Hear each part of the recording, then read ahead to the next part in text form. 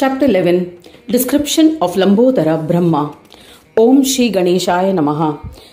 Mudgalacharya continued narration of the legend.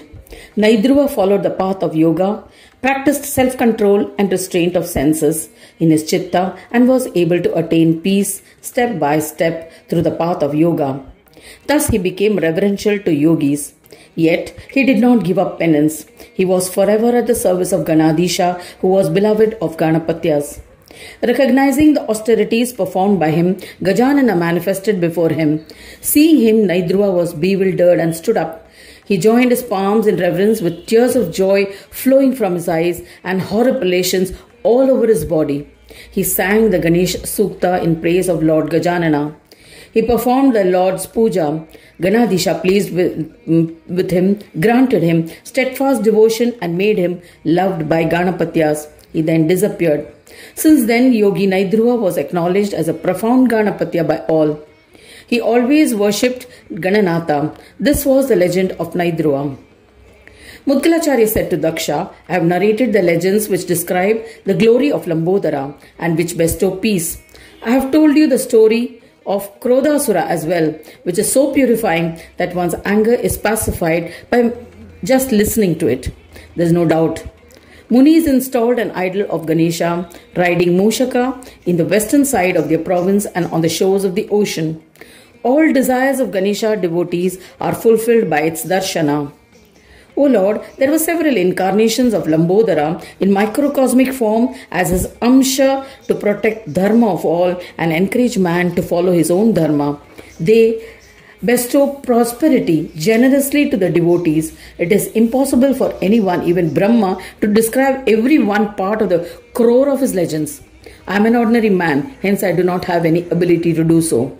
When Devas pleaded him for acquiring the capabilities to perform their assigned work of the Jagat, and Brahmas, he assumed the form of Shakti for performing the assigned deeds.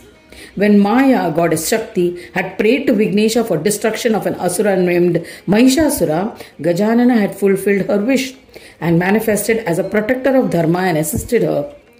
Lambodara had incarnated riding Mushaka as his vehicle as a son of Seshnaga to kill a demon named Mayakara.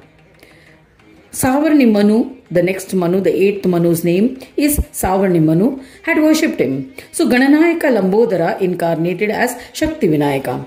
O Prajapati, Vedas say that there are innumerable Brahmas and Lambodara created numerous universes as their divine playground. Gananayaka is the bearer of Brahmas. He resides happily in all of them as Swananda in his Sanyoga form. He is referred to as Lambodara. All these Sanyoga forms are the same. Realizing this with meditation, it becomes evident that there are no differences and there is only one Brahma. The different forms of these Brahmas are also created, sustained and destroyed by Ganesha. Hence, Vedas refer to him as Brahma. The differentiated forms of Brahmas are Asat. Brahma is their creator and bearer of these forms. Shakti, which bears these differences, is none other than Lambodara Gajanana. All these different forms have arisen from the belly of Lambodara, and in the end they are absorbed into it. That is why it is said that Lambodara is extraordinary.